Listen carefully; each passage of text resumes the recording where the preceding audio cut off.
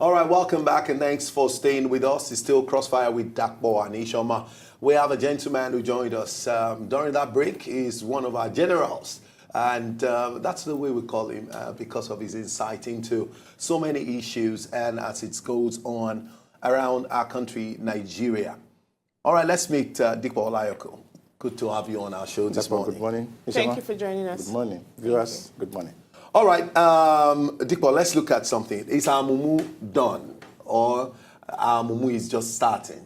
The reason why I'm raising that is that, you know... When you say our mumu done, it sounds something. Is it cooked? Is it ready? No, yeah. I mean, just coining out from the hashtag of our mumu don't do. Yeah. Now, I mean, unfortunately, they've called off for a period and they are giving the government a 21 days ultimatum to resume or for President Muhammadu Buhari to resume or resign. If really and truly our mumu don't do set out to actually ensure that something happens, it's either it marks or makes, it's either it breaks or it eventually achieves what it's meant to achieve. I'm surprised. Maybe the threat against Charles Oputa's life at Wuse Market 2 days ago was responsible for the call-off of the Mumu Don't Do movement. I wouldn't know. But let's just talk generally about the Mumu Don't Do movement. I mean, what's your take on it? Yeah, there must be a reason why Charles Oputa, alias Charlie Boy, came up with that policy or idea.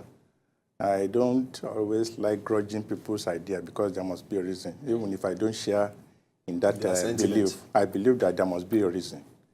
As to the issue of Mumu, I think Mumu in the Nigerian palace is what Yoruba called or stupidity. But everywhere you look, you see stupidity being embraced by Nigerians. In the sense that, let's just give this as an example. To them, the absence of the president and then is like showing that we are stupid. You are stupid people. And then when you see someone being accused of stealing Nigerian money, and you see another person saying, is he or is she the only one? Then that could be termed stupidity. Or some people will say, no, it's just vendetta. That could be stupidity. So we are looking at it from different perspectives. Now let us narrow it or zero in on the Charles Oputa stuff. Resign or resume? Yes. One, it came as a surprise or as a shock yesterday when they announced that they are going to suspend it. Because just, I think early on Tuesday morning, I can't remember, he was the one who said he was prepared to take bullet. Okay, after the alleged police invasion of where they were doing their protest, he said he was prepared to take a bullet for Nigeria. And I see a lot of people, especially on social media, advising him that if he was ready to take bullet, why don't you go to Sambisa? And interestingly, 24 hours later, just because of, I'm using the word just advisedly, because of stones, pellets, and dagger, if you could call it off. Because I read one, I listened to him on the television station yesterday. We were on a radio program. Then they interviewed him and then they showed the clips where he said that it was only God that saved him because those guys really were after him. And I think even the journalists, I read the journalist account of how God just saved them. And the picture of Charlie Boy he printed showed a man who actually saw fear. Because he said at the stage where they were running, they jammed each other and then everybody was trying to get his or her life. It's just unfortunate because if you're now giving the government 21 days ultimatum, why didn't you give the 21 days before you started your Mumu Don't Do? I think it was just putting the horse or the cart before the horse. But in a general view, nobody is going to grudge anybody for protesting. You can protest even if your wife doesn't allow you to meet her in the night. You can protest. Nobody is going to grudge you for that. But I think the mistake Charlie Boy made, and I said it on the television station yesterday, as to his political leaning, it's very difficult to say. Yes, some people are showing where he was carrying former President Jonathan on a bike. That one to me doesn't show anything. But for allowing Deji Adenyoju to be the poster boy of that protest, that campaign, made it a political issue. And do you think that's why a lot of Nigerians did not buy into it? Hey, this is because Dejade Njoju happens to be one of the special assistants to former President Jonathan. I think on social media, he was very visible, just like Reno Omokiri, and who has one funny name that he used to post one funny thing. In the last Reno Nuggets. in the last aborted PDP National Convention in Port Harcourt, Dejade Njoju was going to become the National Public Secretary of PDP. So for Charlie Boy to have allowed the guy to be the poster boy, it gives us a political coloration. And this is a country where we are politically and diametrically opposed. My friend's friend is my enemy. My friend's enemy is my friend. That's the type of politics. That is the type of politics we play. If Ishoma is my political enemy, and you are a friend to him, you have become my enemy automatically. If Ishoma is my friend, and you are opposing. So, unfortunately, anybody that associates with, or even if the cause is genuine, the moment you associate it with the political party, the other parties in the other side see it as something they must oppose. That is the dangerous trend of our politics. And unfortunately, Charlie Boy at his age should have been able to read that and discover that he shouldn't have allowed anybody that has any leaning to the political party to be the poster. But my question is that anybody is entitled to freedom of association. Yes, of course. And you have your right, be it that you are in a political party and actively, at that. Does that stop you from believing in somebody's ideology? I don't want to blame Dejade Njoju for being the poster boy for the Mumu Don't Do. I feel that he believed in the cause of the Mumu Don't Do, the hashtag Mumu Don't Do, led by Charles Oputa, Charlie Boy.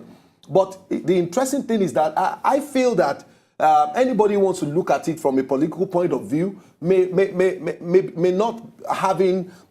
not be looking at it from all the dimensions to their agitations and to what they're asking for. It's like you are not looking at the reality of the Nigerian situation. That's why I said our politics has become so diametrically opposed and very dangerously parochial. That's why I gave an example that if Shoma is my friend politically, or if he's my political enemy, and for one reason or the other, the two of you have to have a meeting point. In Nigeria, I see you as my enemy. Even if the two of us, you and I, are political enemies, the day you start opposing Nishoma, we become friends. That is the type of politics we are playing. Even if the cause they are fighting is genuine, the moment Dejade Njoju got involved, the people on the other side see it as a PDP stuff. Let me give you an example. I always say to some of our friends that type of politics we play today. If Shekarau is arrested today, there are some people that are opposed to Buhari that will even be taking side with Shekarau. That is the type of politics that we have. My political enemy must not take any step that can be acceptable to me. That is the agenda. And that's why I was surprised that Charlie Boy allowed that thing to be to fall into that category. And that is why the issue of going to the Wuse market, it's neither here nor there. Yes, when you are talking about freedom of association, freedom of movement, I remember my university lecturer, he told us, he's very one funny guy, Mr. Rufai, he will tell you that, yes, there's movement, freedom of expression, but you cannot stand in the middle of a cinema when people are enjoying watching film, and you say fire, fire, fire, when there was no fire. He said that your freedom will not go there because you are going to be charged for creating nuisance. So some of these things have limitations. And you see some people, like we saw in local parlance, that there's need for you to borrow yourself sense. At times when you want to do certain things, for example, I'm a trader in a market, and I know the volatility of Nigerian politics. You are bringing a campaign that is against somebody to a market where we have pro and con and anti.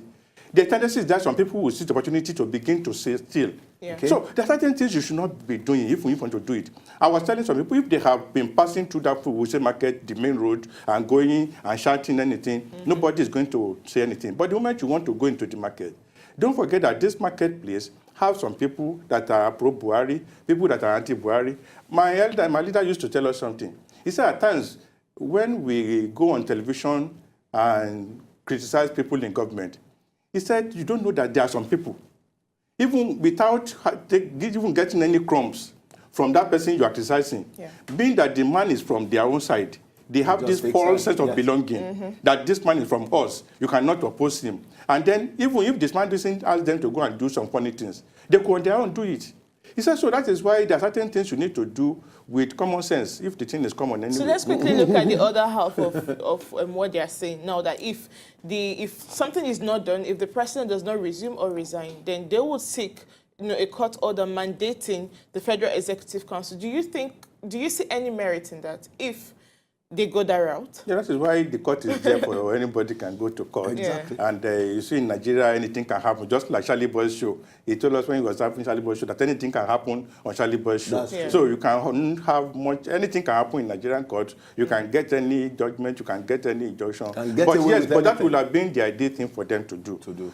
Because all these things they're talking about, there is this for us to even go and look at this section 143 that has to do with impeachment, section 144 that has to do with sickness, then section 145 that has to do with transmission of letters to the National Assembly. Section 143 is very, very clear. Where the Federal Executive Council can come. They can only come when there is evidence that this president is suffering from unsound mind or permanently incapacitated. The president you saw on that day in the video, is he permanently, does he show sign of insanity? Does he show sign of permanently incapacitated? So these are some of the things you should take into consideration before you want to urge the Federal Executive Council to take in some steps and all of that. Yes, to instigate Section 144. And Section 144, National Assembly cannot do anything until the Federal Executive has done something. And if you go to the extent of National Assembly, you will see what it says necessarily. Yes, for example, in Section 145, they say when the president, you see there are certain words you need to consider when you are looking at Constitution. In Section 145, we say when the president is unable to perform some of his function, either by virtue of leave or sickness, he can send the letter. But in Section 144, that one is not talking about unable. He said incapable of performing. So these are the two words that Nigerians should look at because you are talking about, let them instigate Section 143. Section 143 said it's incapable. Section 144 said, Section 145 says it's unable. So these are two different words that Nigerians should just go and look at. Anyway, I know it's a story that is still trending, and hopefully the president, since we have a video showing that the president is in good health, he's not lost any of his sense of humor, and he actually said a lot. In that video when he met, he's not on life support when he met with his media team, and so we hopefully think that the president will be back in Nigeria as envisaged for the Salah holiday. Okay, the president is sick. That one is very evident, even from the video. And let me say something. I always tell my friends who care to listen, I couldn't vote in the last election, but I campaigned vigorously for President Buhari, who was then General Buhari. But if somebody has told me then that a situation will arise that President General Buhari will allow himself to be flown abroad for medical treatment, I would have said no. And it was on the basis of that I campaigned for him. I wouldn't know what necessitated being taken abroad. Maybe this is beyond him. It doesn't have a say at this point in time. I would have said not General Buhari, but where? Not the person People change. To enjoy more of these our Ogbonge videos when you just watch, press this button to subscribe on top of our YouTube page. You go love am.